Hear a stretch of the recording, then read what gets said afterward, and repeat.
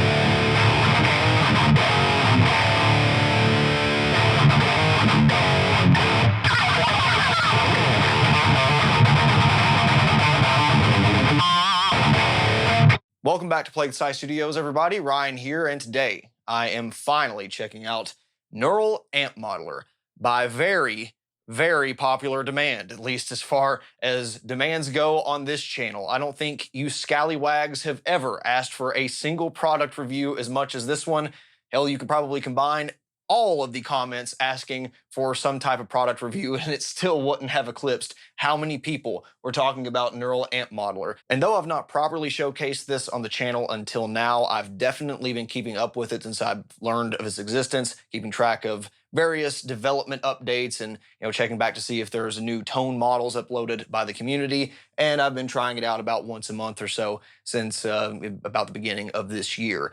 And as a result, based off of what I've learned from it, some of the do's and don'ts, some of the results from my own model creation studies, this is going to flow very similarly to the Tonex review and indeed the Kemper Gear Curiosities, in that it's going to be kind of broken into three main sections. We're going to evaluate this from the end user point of view.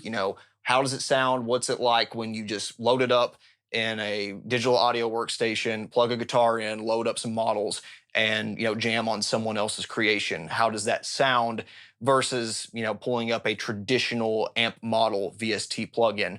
Then we're going to look at it from kind of the creator side, how you go about extracting a model out of your real amplifier, reamps, and the workflow and some of the challenges and oddities of that compared to especially more commercial products like the Tonex, which came only a few months before this thing's release. And last but certainly not least, I'll be evaluating the quality of the neural amp modeler models I created of some of my real tube amplifiers versus the models that I shot of those same settings with the Tonex capture software and the classic Kemper toaster. Can we start calling this classic? It is over 10 years old. It's not vintage yet, but yeah, classic Kemper. That sounds nice.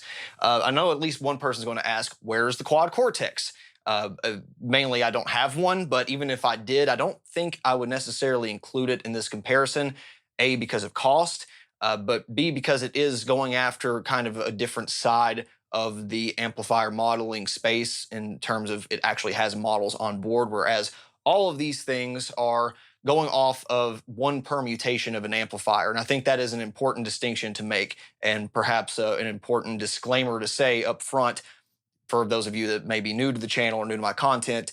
I do have a preference towards real amp modeling. So the Fractal Audios of the world, the Neural DSP plugins that actually have, real controls that are mapped to an actual control on the amplifier that model the circuit in real time, rather than having an algorithm, whether it be a neural network machine learning model or some proprietary algorithm under the hood of the Kemper that recreates an amplifier at one setting. Because as I've discussed before, turning up the gain control on the Kemper or the gain control in Tonex is not the same thing as turning up the gain control on the real amplifier, because it's not accounting for stuff like the bright cap across the gain potentiometer. It's not accounting for potentially overdriving a power amp more, and you get those non-linear responses that really, at this point in technology, can only be modeled by a discrete component-based amplifier model that you would find in those aforementioned plugins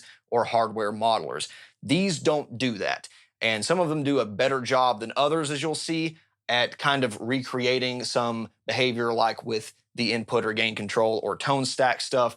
As I've mentioned in the past, I think the Kemper onboard EQ starts to sound extremely artificial past the slightest tweaks, because it just sounds like kind of a digital multi-band, PEQ kind of thing that's stuck in the loop, and it just really doesn't sound right. The Tonex software, I think, does a better job at targeting guitar-centric frequencies, and it sounds like it's more or less on the amplifier, though you get into those extreme territories and it still starts to sound a little bit beyond what a real amp can do. So I say all of that to ultimately say I'm a little more strict in some ways when I evaluate this kind of capture gear. And that's not to say I, give modelers a break or anything when it comes to the discrete component modeler side of things. But if I'm going to be spending all that time dialing in a real amplifier and setting up a reamp box, or going through the profiling and the refined profiling steps here, then letting my GPU train a model, it better be dead on. You know what I'm saying? With a modeler, something like a Fractal Audio device or Line 6, or Helix or Pod Go, okay, even if 5555 on the controls doesn't necessarily perfectly line up with my real amp, and it's never going to because of potentiometer tolerances, I can at least use tools in the toolbox to get it to sound a lot closer, right? Maybe you dial up the gain a little more, maybe you scoop the mids, maybe you add some more presence, but all of the pieces are there. You just kind of have to find what matches your amplifier the best. With this, whatever capture you make, that's kind of all you got. Yes, you have a little bit of tweaking available to you in the tone stack and stuff, but a lot of that core gain structure, if it doesn't get that right during the profile or capture process, you're screwed. That's what you got to play with. So if it can't get that right with some of the scenarios that I give it, then that's a problem, and I think it needs improved. And I can say with certainty, even before we get to that section of the video, that there is not a clear winner or loser among any of these devices when it comes to sound quality alone. However, I think it is also safe to say there have been some innovations and some improvements on top of what capturing was as, recently as 5 to 7 years ago. And at a cost of $0, it's hard for me to say, maybe wait on it. If you like any of the sounds you hear in this video, and especially if you want to have a crack at creating your own tone models, if you have gear to make that happen, there's no reason you shouldn't go out and try Neural Amp Modeler as soon as you get done watching this.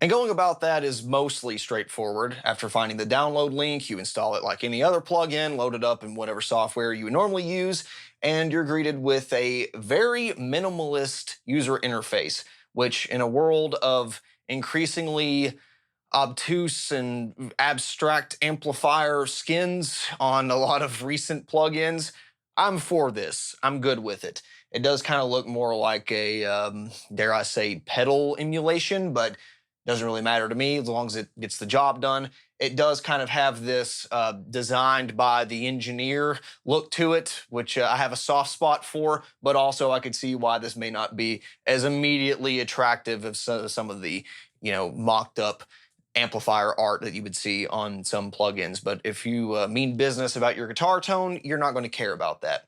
On the control side, you have some simple input, aka gain controls, output for output level, a simple gate, and a tone stack that you can bypass the former two options. So if you just want to hear exactly whatever amp capture has to offer, you can disable those two, leave the input at 0 or dial it up or down depending on your output levels for your pickups, and you're getting nothing but the raw amplifier tones. Fortunately, if you do want to use this in a standalone application, it does have a spot to load a cabinet impulse response, so you don't need a third-party program for that, though I am going to use one Cab Lab as usual because I like to blend IRs or use the low-cut, high-cut feature, and there's none of that here, which I think is fine. Doesn't necessarily need that. You can use your own standalone plugin if you want to do that, or a lot of the times you're going to do that with parametric EQ in a mixing stage anyway, so no big deal there as far as I'm concerned.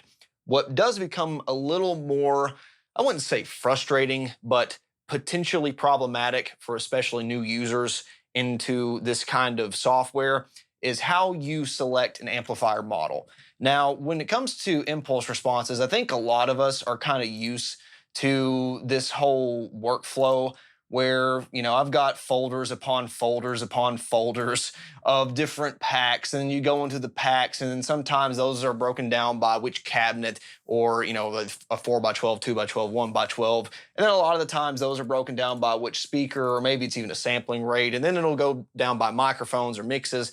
If you've gone through the impulse response world, you're kind of used to that here, right? And a lot of the times you can start to know what something sounds like, or at least in the ballpark of what it sounds like, just based off of the name. You know that a 2x12 is going to sound a little different than a 4x12 with the same speaker and mic positioning. So if you change one of those variables at a time and you have kind of a reference in your head, then you can probably guess what it's going to sound like. If you switch out a greenback instead of the V30 on a Mesa oversized cabinet, a lot of you are probably going to have a good idea of what that sounds like before you even click the IR. What you're probably not used to, though, is that same sort of workflow for an amplifier model, or indeed even pedal models, as a lot of the .nam files that you can find on the GitHub and that you'll want to install before even using this plugin is kind of just a part of a big list of gobbledygook that isn't going to mean anything to a lot of people.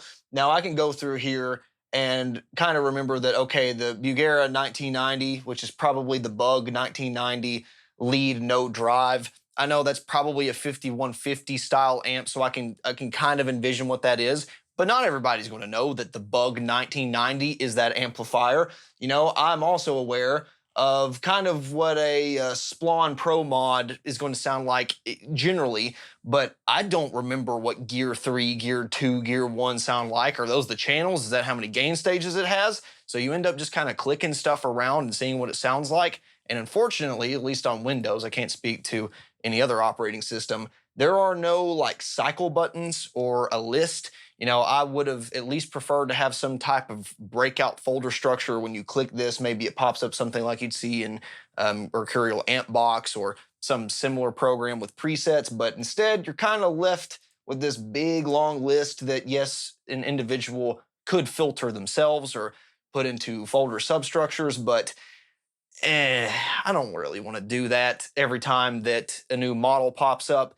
And it is kind of just overwhelming looking at first, especially if you're not used to diving through, hundreds of files within one single folder. I'm going to be touching on a lot of similar points throughout this video, so let me just emphasize right now that I'm always a proponent of leaving things open source, leaving things as capable as possible because I don't want to dumb down the user experience or lock off options because the developer is afraid that the end user isn't going to get it.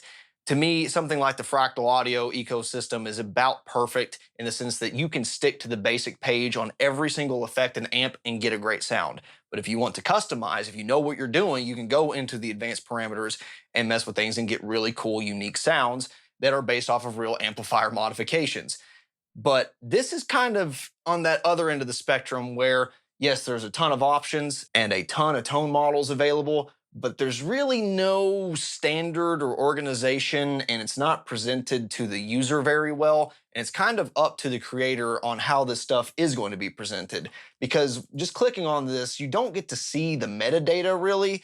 And if that was available, and this is something you can add while you're creating these models, then it wouldn't be such a big deal. But having to read the tone, output, gain, 100 hertz bump on all this stuff is kind of ridiculous to have to title all this. So I think this is one of those instances where the information's here, but there needs to be a little work on the front end to make this palatable for a lot of newcomers. This is one of those things that, as someone who is very particular about their guitar sound, I'm willing to deal with this. But there's going to be a lot of people who are going to see this and go, screw that, I'm sticking with my Electo freeware plugin, right?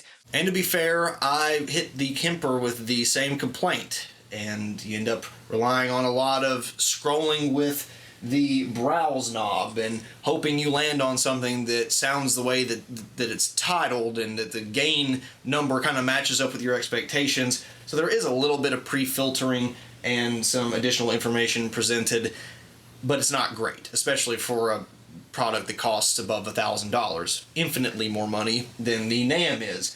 But given the time that it came out, and it does try to do some things without you needing to be fully computer literate, I'll give it a bit of a pass for that time.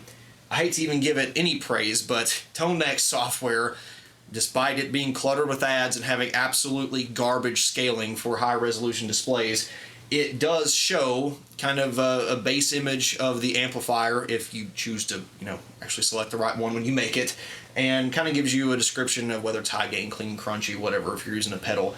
And I think that at least gives you more information up front and gets you to the final tone more quickly than this does, for instance. Now, not all products have to be all things to all people. I'm not going to tell the Neural Amp Modeler developer that you have to do it this way or this is the only way it can be done. But looking at this from someone who is on a budget and that would be interested in freeware like this and wants to take advantage of some of the incredible innovation and technology in here, this is going to be a potential turnoff for a lot of people. And I think for a lot of guys that are just getting started into this space, they may have already been a little nervous about the whole USB interface thing and getting the DAW working. I don't necessarily think you should have to dive through Windows or Mac file structures to have to pick an amp modeler. I think it could be done a little better than this. And I will no doubt keep treading this similar theme throughout the whole video where Neural Amp Modeler's reliance on kind of still novel technology, at least in the consumer space, and such a lean development makes it to where this is going to be not very attractive to those that just want a virtual amplifier replacement.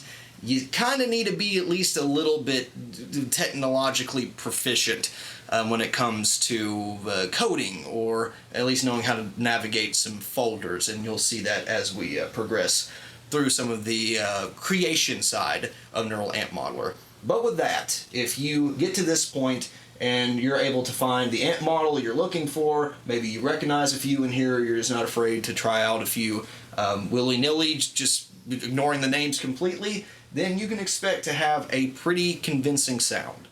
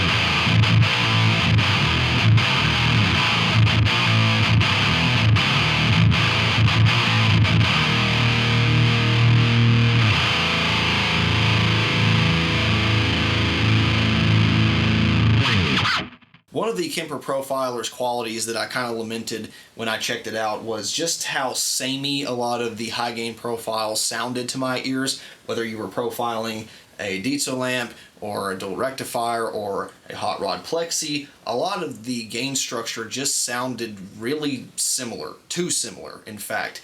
Yeah, the EQ output changed, the overall tightness of the pick attack and the pre-gain stage filtering, that was all mostly correct, but the overarching harmonics, the texture of the distortion was way too similar between profiles when you compared it with a standalone hardware modeler or especially the real tube amplifiers. And that was a success for the Tonex, in my opinion, where you didn't hear that sameness as much. Yes, there were definitely areas where it flat out failed. It could not figure out some of the noisier and stranger gain structures of stuff like really exotic fuzz pedals or a slammed valve state with either a metal zone or HM2 boost. But for the most part, your typical amp scenario sounded like the amps, and you can hear a lot of those hallmarks, a lot of the differences that were represented in Tonex. And I'm happy to say that based off of a lot of the models that I've tried, I can hear some of those hallmarks baked into the neural amp models. Models like the PV-XXX and 5150 have that perfect contemporary balance of mid-range bark and high and low frequencies that you would expect out of something of those designs. The Marshall-derived amplifiers from Cherrytone and Friedman have that high-end sizzle on the pick attack and mid-range bite that make it sound decidedly British, and even some of the pedal captures in here, like an HM2 or Metal Zone, have some of that nasty, fizzy, clipping diode texture that not even a lot of the proper pedal models in software form get right. So there are a ton of good things happening under the hood with this neural amp model approach, and something you can't take for granted, again, even with some of the discrete models out there. When paired with a lot of the impulse responses I like to typically use, I did find that perhaps as a result of lower depth and presence settings, or simply a lot of this stuff having their EQ settings near noon, a lot of the amps sounded a little dark to me. So I ended up turning up treble, maybe even mids up or down, depending on how the mid-range focus was centered on that particular amplifier. And that kind of got it more in line with a, say, mix-ready tone that I would associate that amp needing in the first place. Now, the good news is, despite that, the tone stack on offer here is rather usable, and even, you see cutting down to the low 3s up to the high 6s, 7s doesn't start to sound unnatural. It doesn't sound like you stuck some Behringer EQ in the loop. It sounds more like something that you would be able to achieve with the real amps tone stack, despite this not interacting with a real one. So I definitely prefer that sound over what you can achieve on the Kemper, and that makes individual tone models more malleable and a little more believable if you do have to modify them. And there's a good chance you will, right? You're not recording with the same guitar that whoever created that model was with, and you're not going through the same cabinet, presumably. You're not listening to the same environment, so it's good that it does have that functionality, and it actually sounds good doing it. At the time of recording this, the repository of available NAMM models certainly comes nowhere close to competing with what's available on Kemper, and not even at this point what's available on Tonex. So there's going to be a good chance that what you're looking for simply doesn't exist, or you want to create your own capture to share with the community.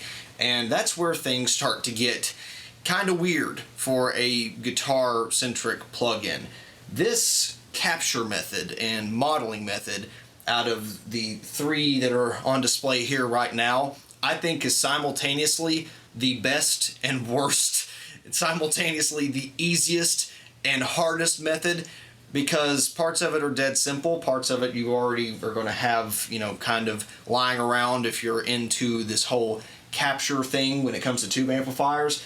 Some of it is downright janky feeling. The fact that you have to go through some of the steps that you do is so outside the norm of what we would come to expect with this sort of software approach. And as much as I bashed IK Multimedia for releasing what felt like an incomplete, unfinished product with Tonex, I mean, the player UI is garbage, the fact that you couldn't select an amp and a pedal at the same time in either amplitude or that player is inexcusable. They did fix that from what I heard, but why? Why was it released that way?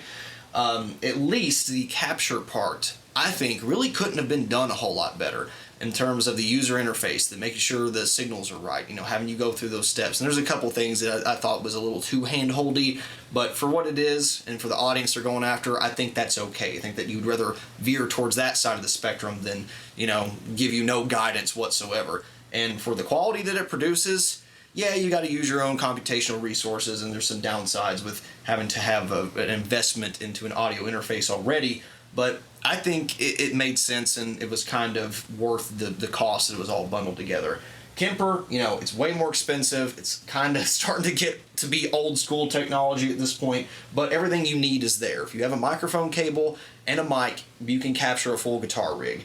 If you want to do, a direct rig, you either have to have an amp with a slave out, like I do, or you have to have a load box, whatever. But a lot of your initial investment takes care of all that stuff minus cables. This, you're kind of a little bit more left on your own, which I think is okay since this is free, but there's a lot of potential for error here, and I think you need to do a little more research before you get started. So there are tutorials out there, but hopefully my kind of process, talking through what happened with my captures, maybe that will give you a better idea of what this is actually like. Now, there's two different paths you can take to create your own neural amp model, but they essentially start the same way, with a reference file and a reamped file, an input and an output. It's the same way that the Tonex and the Kemper extracts the data that it needs to create their models. The difference here is that with the Kemper, you have basically everything you need, provided you have some sort of microphone and mixer setup if you're going that method, or a load box for the straight through the amp and direct capture method.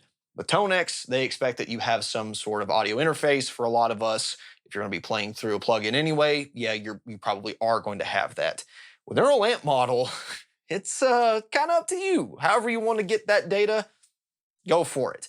And unfortunately, that is part of the hidden expense here. Yes, totally free for an end user, but if you want to create your own stuff, then you better have a capable audio interface. You better have a reamp box. You better have a load box if you're going to do DI amplifier signals, which is what this is kind of intended for. There is a full rig method, I believe, that you can modify in some of the code, but for today's purposes, we're only going to be doing DI amps because that's the way I'm comparing everything, and that's the way that I think this is best evaluated, to hear what they're doing on the amp level and let the cabinet sound be handled by a cab IR as I usually would.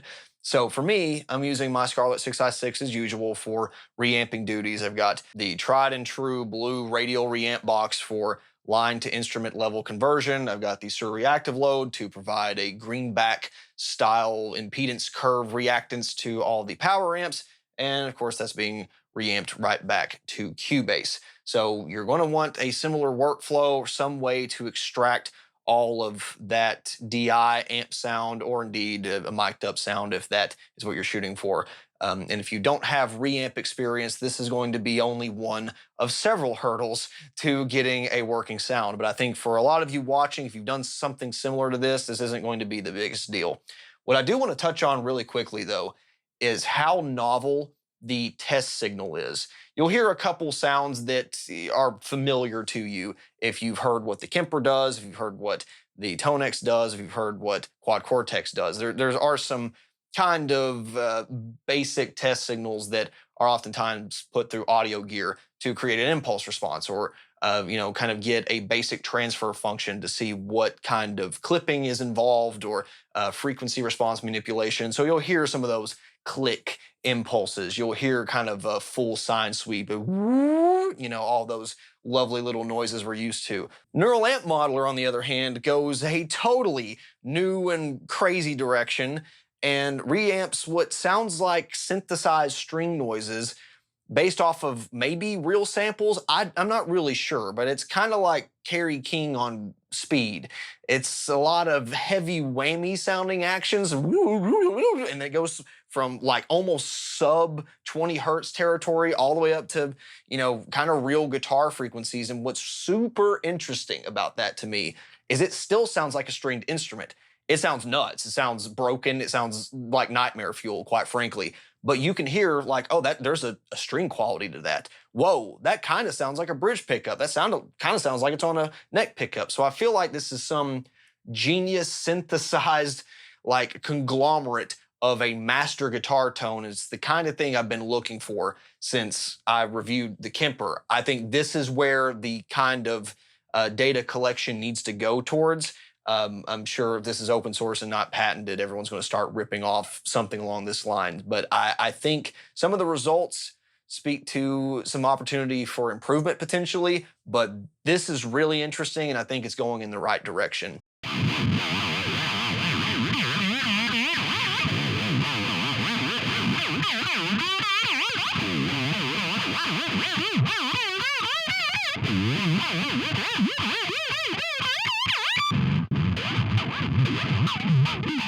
Also, the length is in the neighborhood of about 3-ish minutes. So you're not looking at, as long of a capture as the Tone X. It's still way longer than Kemper, though potentially not as long as the refined section, but it is going to take quite a bit longer for the actual creation and way longer depending on which way you go to create it. So the first of the two aforementioned methods that you can go about creating a neural amp model is one we're going to ignore entirely for this video for a few reasons. First of all, it's one that you have to have dedicated hardware to be able to run.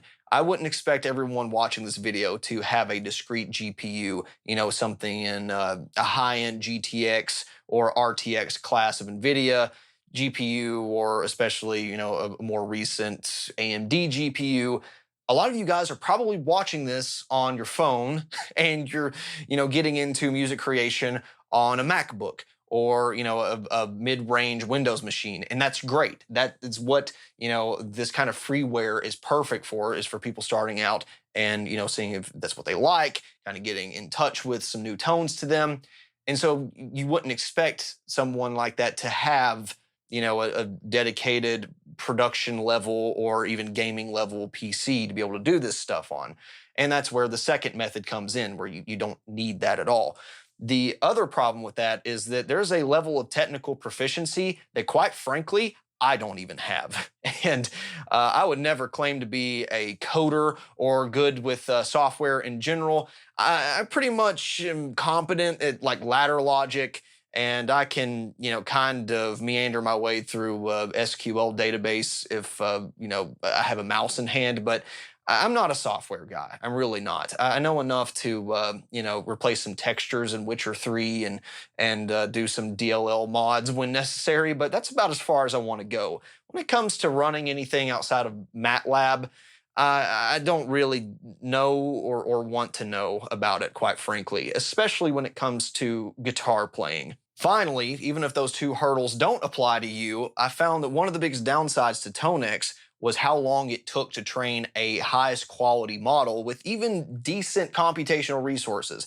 There are way higher core count CPUs out there nowadays. I have a 6-core, 12-thread at 5 gigahertz. There are, unfortunately, way higher wattage, way more powerful GPUs out there nowadays. A lot better than my RTX 3080. But that's still, mid to high end, even by today's standards. And I wouldn't expect people to, have to invest $2,500 to $3,500 in a PC just to render some amp models. You know what I mean? So having to wait 35 to 40 minutes for the highest quality amp models on the Tone X was something that was a bit disappointing, but otherwise, mostly worth it, I think, if you're going to use it day in, day out. So if we can bypass all of those issues, that's the path I think most people are going to choose, which is why I went with easy mode, aka the Google Collab page. This is linked on both the GitHub and the Neural Amp Modeler website. And if you're like me, you don't really frequent Google Collab and have no idea what the hell you're looking at, because I have no reason to be here on both my private or professional lives. But in general, this is kind of a resource that allows you to use other hosted resources for computational power and, to run code or even, have people debug your stuff. But for this purpose, we're literally uploading some files and hitting play, essentially. And if you read the directions, it will kind of tell you where to go.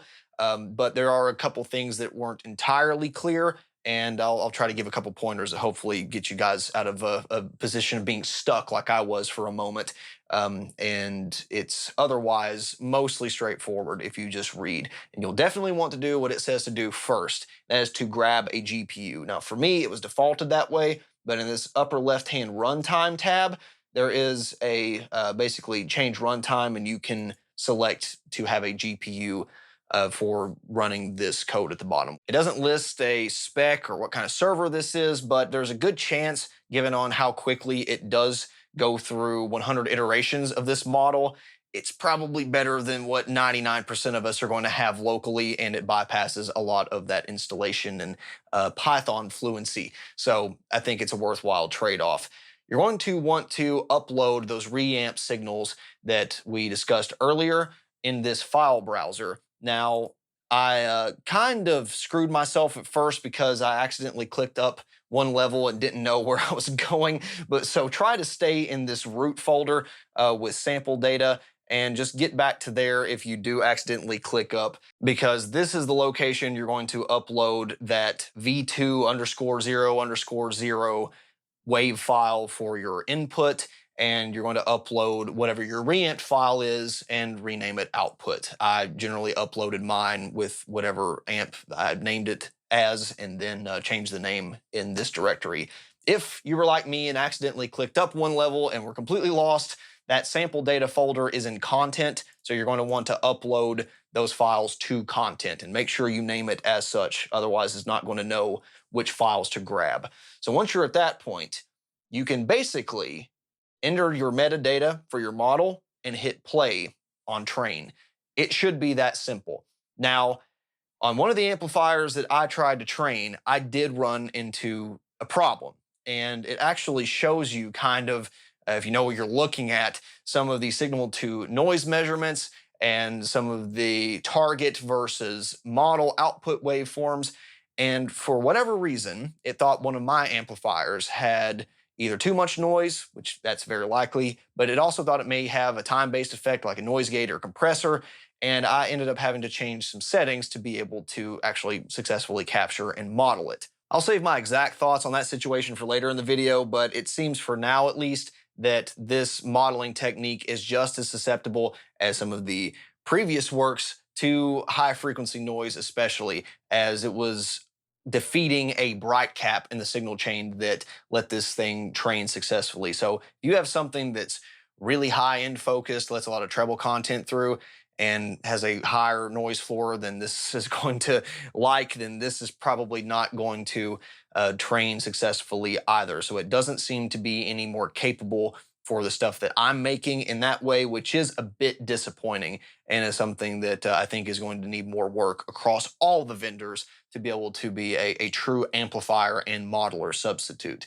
So once you hit play, if it does successfully go through those first few steps, you'll see epoch 0 percentage, then epoch 1, and it's basically running repetitions in that machine learning algorithm. And within about 10 minutes, you're going to have a created model. And it's going to be in that same folder, you'll see something like model 0. And if you're in the same session, you don't refresh this page or go to a different tab. If you upload multiple files and like delete the old ones, you'll see a new model in a model 1 tab, a model 2 tab, so on and so forth. So it won't go to the exact place this says.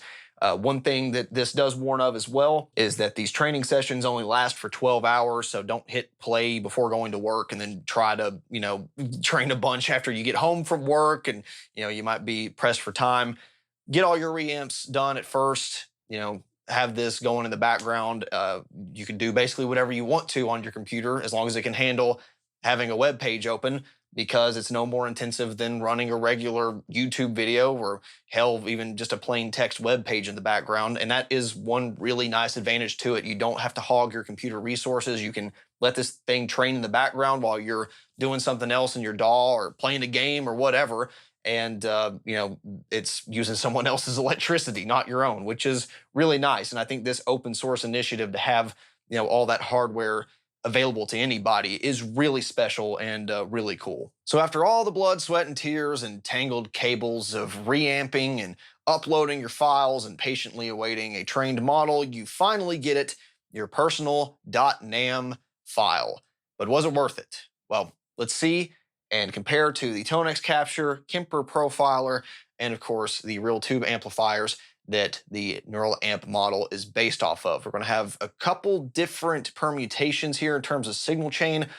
All of the amplifiers that were profiled or captured were just those amplifiers. What you're hearing from the real amps is just the amps alone, except for one, which was reamped with a Fortin grind style EQ curve because I didn't want to introduce another pedal in the signal chain. But the only piece of gear being captured here by all three contestants was just the amplifier alone, of course, going through the reactive load.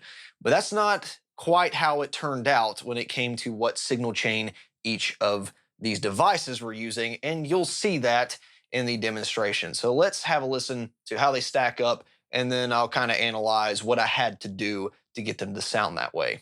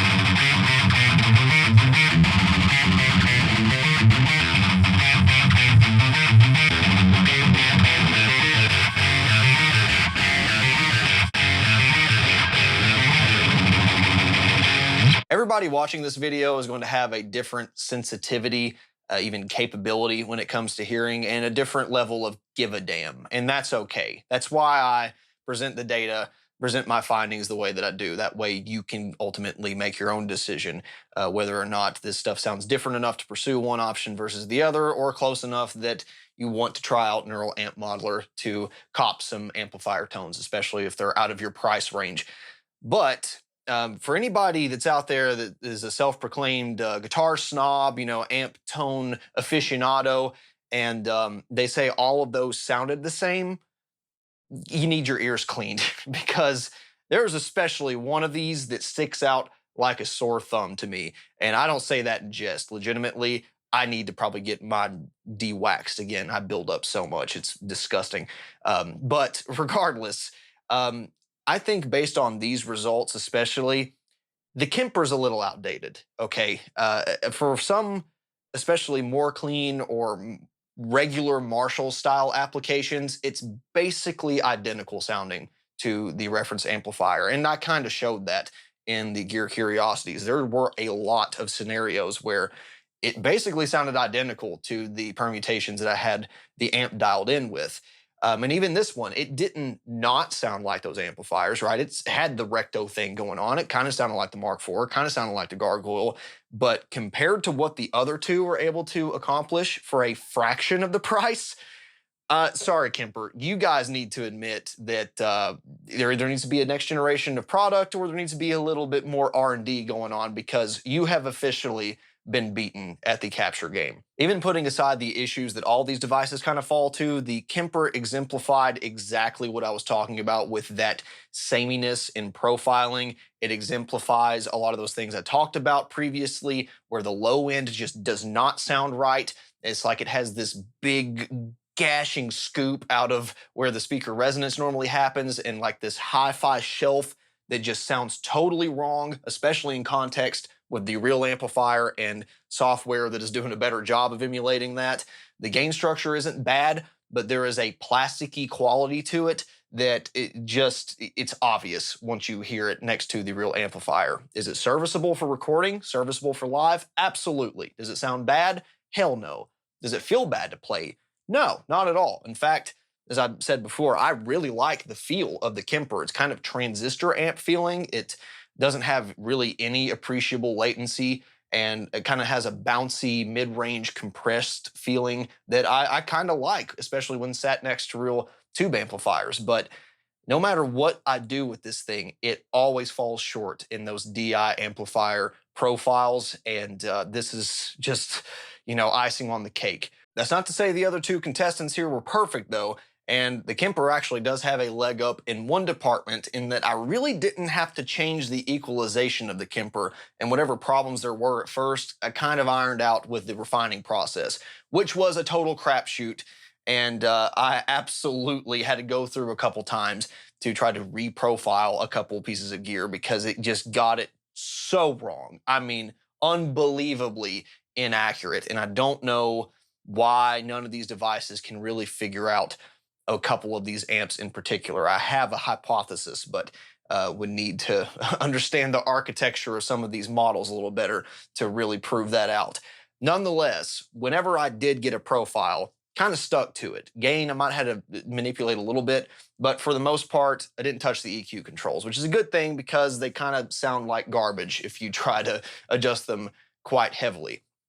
The good news with Tonex and with NAMM is that the overall EQ controls do work rather well and they sound natural. The bad news is that for pretty much every one of these captures that I shot, I did have to use the included EQ controls to get them to sound more like the original capture, which from something that I downloaded in 10 minutes off of a web page from a magical reamp session, I'm not really going to complain about it, especially when it has the capability to get closer with the controls included, not including, outboard parametric EQ. I'm a little more critical of Tonex for still not getting closer when you have 40 minutes on local hardware to do it, and the capturing is far more extensive and way longer on this device. I feel like you shouldn't have to be doing any of this if the model is perfect, but they're not perfect. And even the NAMM shows you on the web page that, here's your target, here's the model, here's the percent difference. And I think that's okay. The main thing that I'm more concerned about is the overall gain structure, the texture of the distortion. And this does a better job than Kemper does by a long shot to my ears. Of course, we're measuring minutia, right? But if we're going to scale our bar chart, so to speak, this thing blows the Kemper out of the water. After a little bit of tweaking, I think Tonex sounds basically identical to NAMM for one of those reamps. You know, on the rectifier, I couldn't hear any hair-splitting differences after a little bit of EQ and gain manipulation with Tonex or NAMM. And I think that goes back to just how successful this method is for a lot of those high, you know, gain stage, kind of fizzy, more contemporary amp tones. It just seems to like that sort of sound, that tamed high end in the gain structure, but still overall hi-fi sounding amplifier. These do a really good job at replicating that, and I would definitely say Neural Amp Modeler is totally sufficient to replicate that tone. For the Mark IV, I would give the victory just slightly to the Neural Amp Modeler. It barely beats out Tonex, but I did have to do less to Neural Amp Modeler, and I feel like the underlying gain structure, the pick attack, the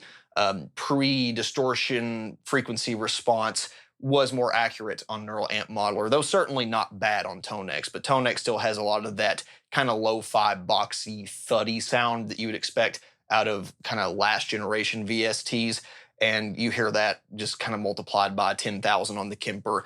It does not do a good job with my Mesa Boogie amps when it comes to the whole Mark series kind of typical John Petrucci, James Hetfield sound. It's like it can't figure out where that bright cap is, where the pull fat switch is doing its magic, where the post EQ comes into play. It seems to always give me something that's way too high gain and crunchy when I have an edge of breakup sound, way too low gain and jangly, and not enough bass content, post distortion for the lead sounds. It's a mess. It just cannot figure out the Mark series amplifiers, but you know, discrete models can. Look at Fractal Audio, Line 6, you know, hell, Neural DSP at this point. So I think that is yet another reason why I tend to be more cautious on replicating Mark series amps, especially with this stuff. The gargoyle. It's always the gargoyle. This is where stuff falls apart for the profiling scene. I had trouble with it here in this video. I had trouble with it here for this one's video. I had trouble with it yet again here. And I thought, you know what? There's some advanced stuff going on here. Surely they've got this figured out. And they don't, because signal to noise ratio is still a problem. Now, I'll give them credit. It is a noisy amp when you have the gain slammed and the master volume turned up high, but that's what happens when you get a shitload of distortion all in one box. And it's not just about the overall distortion, right? It's about the quality of distortion. And that's where this is kind of weird compared to my other two amplifiers. You know, Mesa Boogie amps especially are kind of refined in certain frequencies in certain parts of the circuits to build up this full-fledged hi-fi kind of sound. The gargoyle is rather wide open in a lot of places, and in fact lets a shitload of high-end frequency content through, especially in the early gain stages. And I can kind of see where that would become problematic, but that is where a lot of the tightness and contemporary nature of the gargoyle and similar hot rod plexis comes from. Using a really aggressive 4.7K bright cap across the gain 2 pot, and you know, having the gain 1 pot pretty high up, even with the 3 gain stage configuration, no hot mod here today. You know, it makes for a really crunchy, non-boost needed amplifier. You put that in front of a cranked master volume section, and now you've kind of cascaded preamp tube distortion into power amp tube distortion. This is all stuff you can do on discrete modelers.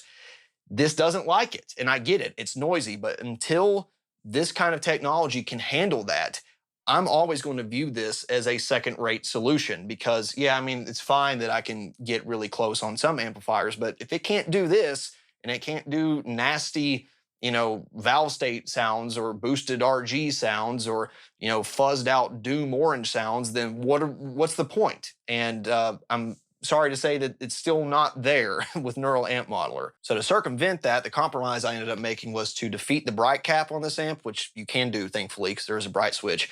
And on all the capturing gear, add back that brightness with a high frequency boost before the amplifier module. So, you know, it's like PEQ here, some VST plug-in EQ there, and kind of replicate that high shelf that the bright cap makes by, you know, filtering out some of the low end, letting the high end through, and adding the generous amounts of high frequency boost that would otherwise create. And when I did that, sounds pretty close, right? I mean, you can hear the nastiness come back. and it's mostly in the ballpark. The Kemper is still too clean. It's not nasty enough. It's way too refined, and I hate to use this word, but it sounds digital compared to the other solutions. The low end's wrong. It's a mess. Again, it sounds like the amp, but it sounds like a caricature of the amp, and it sounds dated, quite frankly, compared to these two. Tonex was fine. NAMM, really good. Almost interchangeable. I prefer NAMM just a little bit more based off of what I was able to do with the onboard controls. But again, that overall texture to the distortion and the overall frequency response, I got to give it to Neural Amp Modeler. There are countless more tests I could potentially do with this product and whole genre of products, but ultimately the gauntlet that I kind of run them through in these types of videos, I think is sufficient to come to the same conclusion I would with an infinite amount of data. That is, capturing and profiling is still not there yet for the edge cases. For the typical mid-range to even, tamed high gain kind of sounds, it's going to produce a really convincing result. And I would go so far to say, if you're not really worried about the exact captures, like getting that bright cap in there or being able to have, every pot pulled on a Mark Series amp, and you're willing to just kind of stick with, okay, here's the general template for that amp and then just add stuff to it before and after, you're going to be really thrilled with Neural Amp Modeler. And I think a lot of people are doing that anyway, right? They're going to have an amp sound, put a pedal plug-in up front, put a multiband, distortion compressor here, there, whatever. If you're using this as a guitar amp design sound tool, then you're going to love it. You just pick whatever amp sound is the best to you for that application, make your tweaks, and move on. However, if you're a borderline psychopath like I am and like to treat all this stuff as digital catalogs of the real amp with those real settings, frozen in carbonite to be preserved forever in ones and zeros, we are not quite there yet with all the settings, with all the permutations that the most extreme amplifier designs can offer, but we are closer than ever, I think. And I really like that there is a free solution out there, even if there is a little bit of jank to getting it to work. Like I said, I don't think you should have to be an expert in software or even know how to navigate a Google Colab page to be able to extract a neural amp model. It's a totally different workflow. It's a totally different skill set than most people in this field are going to have. And I don't think it's necessarily reasonable to expect someone who's looking for a good quality, authentic guitar sound for free to be able to navigate this kind of stuff. And yeah, maybe the younger you are, the easier it'll be to kind of get into that mindset. But I would say that regardless of age, whether you're 15, 55, 95, I don't think you should have to go through this kind of step. Now, do I expect a front end and all the stuff that Tonex Capture offers for free? Not necessarily. I'm not asking that of the developer, but I am saying factually, a lot of people are going to be turned off from using this solution because of that. So personally, if we can't see that for free or as a source, crowd-funded effort, I would be willing to pay $50 to $100 for a front end and something that you don't have to go through collab on, especially if they offered, the servers in the background. You didn't have to render or export any of this stuff on your local hardware. But I like where we're starting. I like what I've seen so far the past several months, and I will definitely be keeping my eye out on this. I feel like we're still in the early stages of this, but honestly, the quality is already there that for a majority of tame, more simple guitar tones out there, I would grab this first in a heartbeat over this when it comes to making an album. It is that authentic sounding already, and there's some more resources and R&D thrown behind this. It's going to eclipse Tonex in no time flat. So looking forward to it. Hopefully they keep the momentum. And if you have any interest in this, you can download it for free. I think it's worth your time. Thanks so very much for watching. As always, any questions and comments, leave them down below. We'll see you next time with another super long video. Till next time, bye.